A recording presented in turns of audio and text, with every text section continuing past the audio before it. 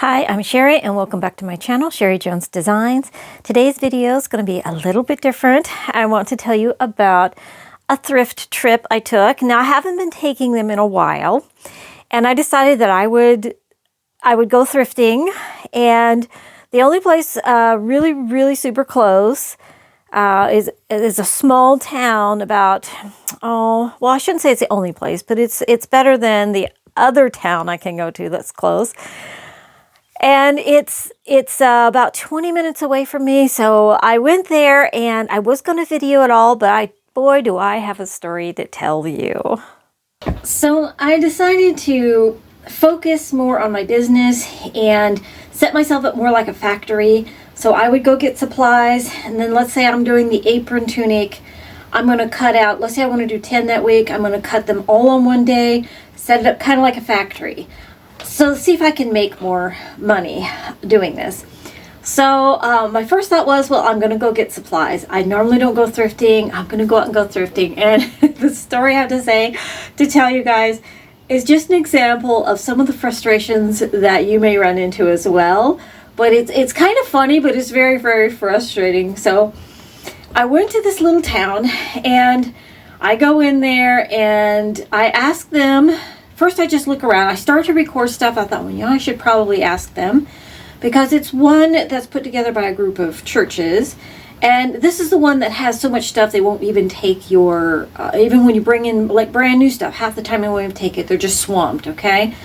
And they're like, oh, buy a lot. And sometimes when I used to go in there, they knew what I was doing. They had no problem with it whatsoever with me upcycling their clothing. They would give half off sales that day. So this all just sort of hit me blindsided. So I go in there and I decided not to record because I didn't ask, and I thought, well, I'll ask at the end for the next trip. I was being a little shy, and I go in there and I found some stuff, and I'll show you what I found. I'll show you my finds. But I get up to the counter and I ask her, next time when I come in, would it be okay if I don't get anybody's face in there, if I could do some footage of what I find and then show it upcycled? And she goes, I don't know, I'll have to get the lady in charge. So she gets this lady, this kind of grumpy lady, and it's partly this town. This town is very close-minded. I remember years ago when I was a kid that Casey's general stores, tried to come in. They tried to block them from entering, and Casey's actually had to sue the town to get in. They're a very closed-minded little town. So this lady, I told her I have a YouTube channel, I would like to do this, thinking, they would be proud to have their building featured or to be a part of it or something. And instead she informs me, I'm sorry, we cannot allow that. She says, and because it's for a business venture, you're not even allowed to buy things here because we can't partner with another business. Can you imagine if I went to Walmart and bought something and I was going to use it in my store, and them saying, I'm sorry, but you cannot buy that for your business because we can't partner with you. Or Goodwill. I mean, Goodwill just really wants you to take their stuff and resell it. They put it out in bins, and the resellers come in, and they hope they come in because why? They want the money. The same way with this little store. They need the money. So that's just the closed-mindedness of small towns that you may run into, is that they don't even understand the function of their own 501c3. They don't even understand the function of it. They're overrun with stuff. They can't take donations, but they're also not going to let you purchase. Like, it makes no sense. They were just mad that I might be making money off of them, maybe. But every time I buy stuff, I donate money. And every time I go in there, I bring really nice things for them to sell. So, I don't know. Anyways, they let me walk out with at least what I had picked up, and I don't know if I can even shop for myself in there going forward. So I'm going to have to branch out even further. I think the next closest thrift store that a good one, a Goodwill, is like 45 minutes to an hour away from me, but I might just make a day of it, make some videos, because I think they're fun. I love watching the Goodwill shopping videos.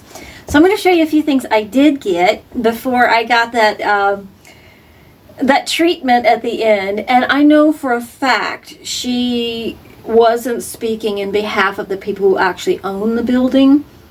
because nobody runs a 501c3 that way. You'd be happy to sell whatever you can sell to get the money to run your facility. So anyways, I found this piece of fabric, very bright colored, and it is slim pickings there. Like, it's not super big. I mean, compared to like a Goodwill. They do have, it's in like a strip building, like for a mall, just not a big one. Of course, this is a small town. So they took 2 or 3 of the little stores, put them together. At the end is like a food pantry, and then, you know, and they're just overrun. They just have tables stacked full of clothes. They can't get rid of them. And like I said, half the time they take donations. So it's a good chunk. And I like the bright colors because when I mix that with my denim, here I'll show you the denims. Like, it's a fabric I use. It's like this color of a denim fabric. I can use either side, and I do buy this by the yardage just so I can upcycle some of these. It's lighter weight than regular denim. It's like a cotton, real lightweight, because, you know, it's better for upcycling. I'd rather have something 85% or somewhere around there upcycled and still be helping the environment than if you make something and it just doesn't sell. So anyways, these, I love using these and making the My Perfect Tunic and tutorial that I have in my list. I'll try to remember to link it if I can, but I love using this for the inside and using the denim on the outside, like that, and denim across the bottom and the denim straps. Very cute, should sell quite well. And then I found a bunch of men's shirts, and this isn't super exciting, but I got these for $2 a piece. Oh, this fabric, 1.5 yards, I think was $3. And I found just a bunch of good men's shirts. Normally they don't have a lot, but their rack was very full, and I didn't take everything, you know. I thought about it, but they have so much to put out, they don't have room for it, and so you think they would want to sell something, but I guess each to his own. It was hilarious, actually hilarious. So I've got and you'll be seeing these in my shop because I think I'm going to do them up as apron tunics, but I got a nice selection of colors of shirts. And, you know, even though they try, I got more down here, even though they try to look for stains and stuff, you still have to look, because I found things on the rack that had big stains on it. So you still have to look, of course, when you're shopping used clothing. But look how, like, I've got lots of pretty colors of blues, like this. Lots of pretty colors of shirts. And then one you'll be seeing in an upcycle is I want to do a t-shirt because I had people asking me how to extend sleeves. So this will be probably the next video tutorial. I'm going to turn this into something really cute. So I hope you stay tuned for that. And this is kind of a business vlog. I wanted to talk to you about the mindset and some things going on with Etsy. Some things Etsy's doing is driving me crazy. They implemented this stupid thing with your photos.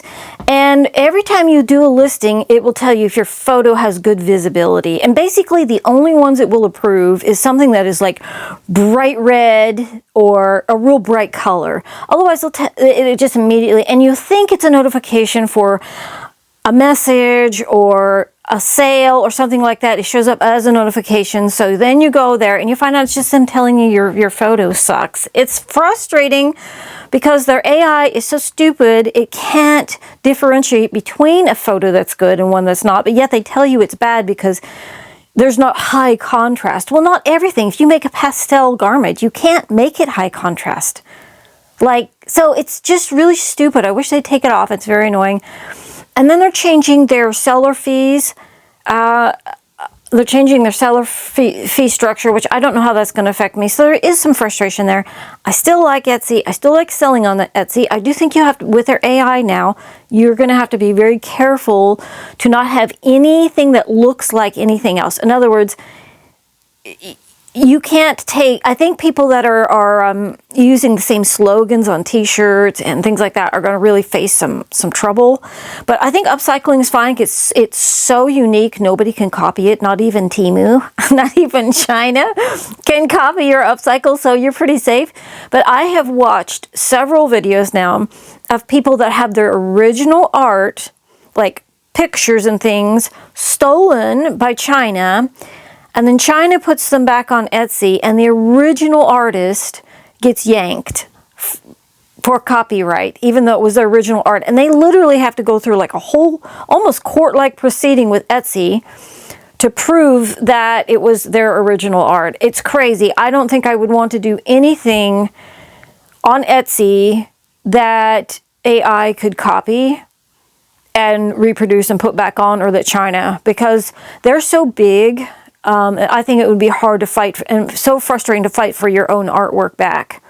And for that, I really feel for those who are really going through that right now and having to deal with that. That is so unfair.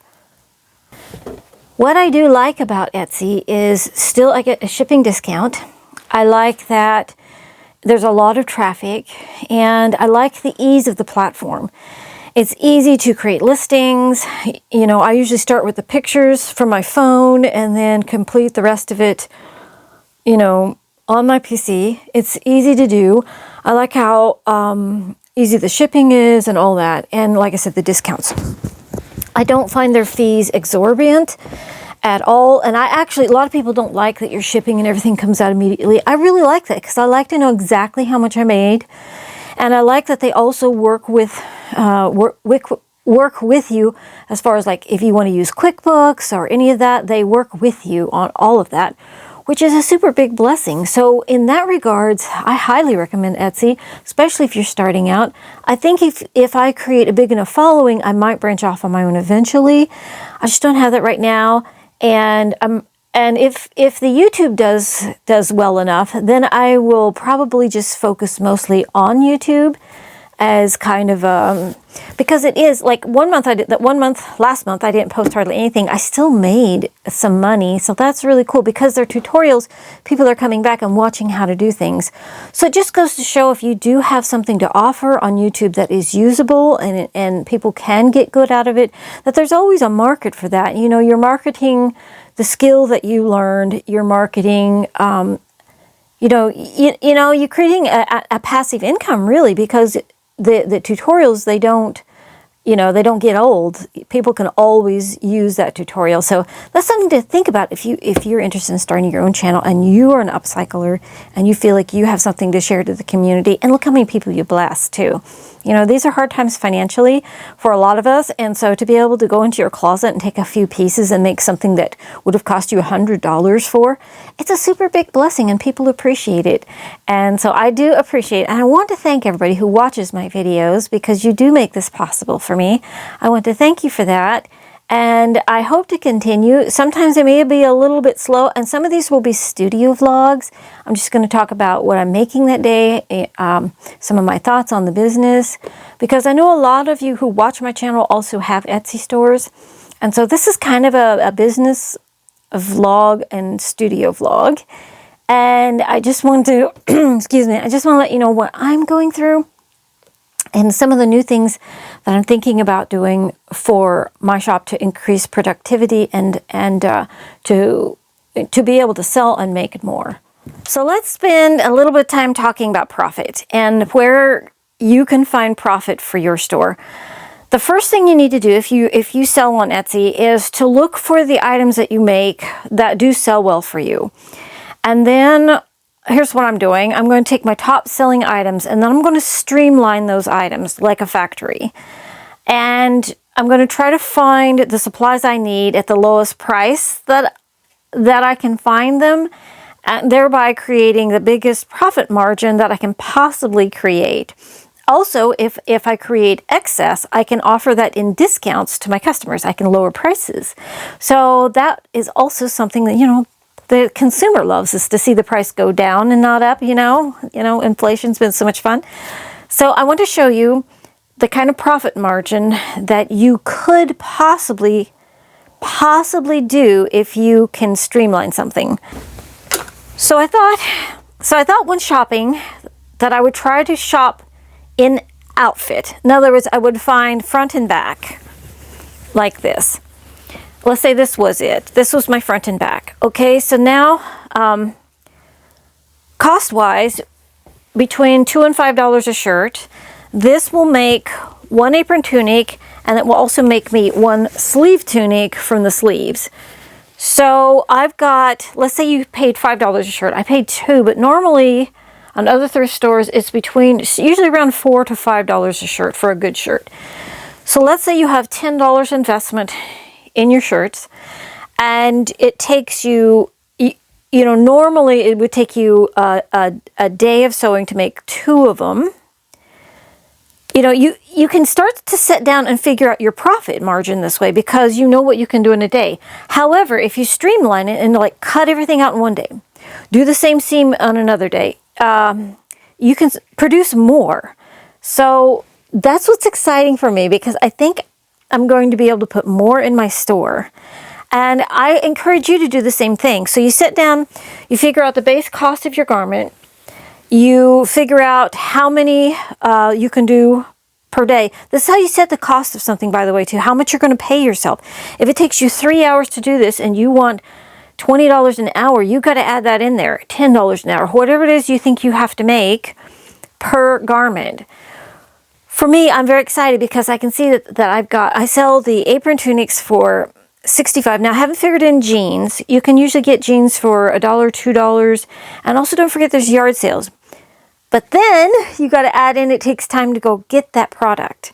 So that adds to the cost as well. You got to be fair to yourself, because you do have to, if you don't create a good business model, your business won't succeed. Now, if it's a side income, you're working somewhere else full time and this is just a side hustle, you can be a lot less particular. You could just say, well, if I make $5 an hour instead of watching TV, hey, that's a plus for me. So it's really up to the individual. But I do encourage you to sit down and run your numbers. Rather than just give your time away, you might as well make yourself a wardrobe. I mean, if you go pay a lot for your garments and you sit down and use expensive, let's say you buy and use expensive fabrics, and you sit down and you've got $50 in something and you sell it for $45, that's you're just going to go backwards. I don't really see the point in that. So you sit down and do your math. And for me, there's a big profit margin here, because I literally would have $5 into each bottom line, $5 in each one. Of course, I do have to remove shipping, Etsy fees, and that off the top of the margin. But this gives me, on the apron tunics, about $50 to pull out. And I have made 3 of these a day. So that's a pretty good profit if you can get yourself sitting down to sew them. And I'm wondering, if I streamline it, if I can do 4. And that would be really good. You think about the profit margin. If you can create something like that with a $50, that's $200 a day. That's not bad in today's world at all. Half that's pretty good. So I really am excited about this. And I mean, maybe everybody else is doing this and it's just new to me. I just sew whatever I can think to sew that day. But to actually sit down and plan it out like a business, to go get your stock, plan each one out and create it in a factory-like setting, I'm excited about it, because I can see my business staying alive. And I hope that this encourages you to think more about your home business as if it was a little factory. So my first step is going to be going out and finding reliable sources. I did find a bulk source for the long sleeve online if I cannot find it locally, but I'd rather find it locally or within 50 mile radius, because I'd rather feel the shirts. I don't know how many times I've ordered online and you get something, it looked great, but then you get it and it's plasticky or it's too heavy. And I have a bunch over in my storage over there that I'm like, what do I do with it? Like, I wouldn't want to wear it. And some of them I have turned into those garden aprons, and I may just do that with, but some of them are like heavy canvasy and you can't really tell on an online picture. And if it doesn't feel nice, like, I don't want to sell it. I want people to love their garments. I want them to return for their garments. I want quality made garments. So I want to feel the fabric and know and feel good about what I'm selling. So that's the reason I want to go shop for it personally and find each piece personally and pick each one personally out. And so I encourage you to think about your sources as well. Where you're sourcing your used materials from. And you have to be a lot more careful on a garage sale. It is a lot easier to feel the rush of other people there, and to not thoroughly look at the piece you're getting to see if it's ruined, stained, you know, or something like that. So I find if you go into like these, like the thrift stores, that they've already searched over every piece. I might get one here and there that I didn't see, but I have a lot better chance at getting something that's already been pre-screened. So I just want to encourage you on that as well. Basically, I begin each morning with shipping the items that I've sold, anything I've sold that day. Sometimes I'll do the shipping beforehand and just have a package ready to run out to my mailbox. But otherwise, I try to ship exactly the same day. I encourage you to be very prompt in your emails, answering questions, and shipping. That's another thing that will keep your business up and going. Everybody's used to Amazon and instant shipping, so just compete. I do ship Ground Advantage because it's better for the environment, since I am an upcycler and this is all about helping the environment. So I encourage you to stay true to whatever your business model is. According to USPS, it's only 1 day longer. Now, I feel like 1 day for the environment's, you know, I mean, surely we can all come up with that. So I put that right in there. You know, can you do 1 day for the earth? You know, it's your little mini sacrifice to help the earth. It feels good. It feels good to buy clothing that would possibly be going to a landfill. It's not ruined clothing. It's just clothing nobody wants to wear anymore. You know, some of it's ruined. But, you know, that can be a rag rug. And I am going to try to get into that. I've got a bunch of material set aside just for rag rugs for myself. So I'm hoping to do a tutorial on making a simple weaving loom and all that, but I know that's not actually as big of an interest to people as upcycled clothing. So that's why I haven't prioritized it, but it is important for if you have clothing, sheets, bedding, things like that, that's worn out. You can a lot of times just buy bags of rags at these, I saw them there at that thrift store I was at. They just have them in bags, 50 cents a bag. And you could go home and make yourself a beautiful rug for your house. So I do want to touch on that. That's one video I want to make that's coming up. And I feel like it's just very, very exciting to participate in the earth in a way that is positive towards other people, positive towards the earth. And, you know, I love God. I'm a Christian. And it just feels good anytime that you can do anything that adds goodness to the earth. You know, God's character, his nature is love and kindness and forgiving others and being patient and all these things. To try to practice that in your life, to try to follow in the humble footsteps of Jesus. I'm not one of those for the big flashy modern day Christianity kind of stuff, you know, where, you know what I'm talking about where you're getting rich and all this other stuff. That's not real Christianity in my opinion, but I don't want to get into that. I just want to get into why I do what I do, why I upcycle.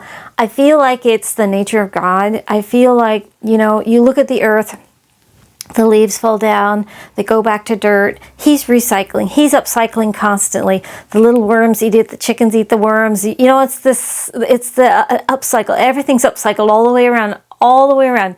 He is like the master of upcycling, in my opinion. So I feel like it's like being thankful for what you have, making the most of what you have, trying to always think more positively. And I encourage everybody to find that in your life. Find a way to try to bring light in and lower the darkness levels, the anger, the frustration. If there are things in your life that frustrate you, try to move back away from them and move towards something more positive in your life. Helping other people in a good way will bring such joy to your spirit. A lot of people don't realize that. They spend so much time, you know, we spend so much time trying to survive. We don't take the time to try to give and to help. And so the more you do that, the more you will feel joy inside, because that's your Creator smiling at you and saying thank you. So I encourage you to continue on in your journey on this earth in a positive way. And for me, a big part of that is upcycling, which is what I wanted to share with everybody. So I hope you got something good out of this studio vlog. This is the first one. I'm going to be making these randomly as I come up with ideas and things like that, or if I'm in the middle of a project or something, I may make another studio vlog sharing my business side of this adventure and what I'm doing and planning to do in the business and in the YouTube channel. So thank you so much for watching, and guys, I hope you have a fantastic day and that you are enjoying. I hope you're getting some of this good weather. It's supposed to be 70 today. I'm super excited. Windy, but 70. And I'm super excited to get out and enjoy some sunshine as well. So thanks for watching, guys. I hope you have an awesome day, and I will see you in the next video. Until then, happy sewing.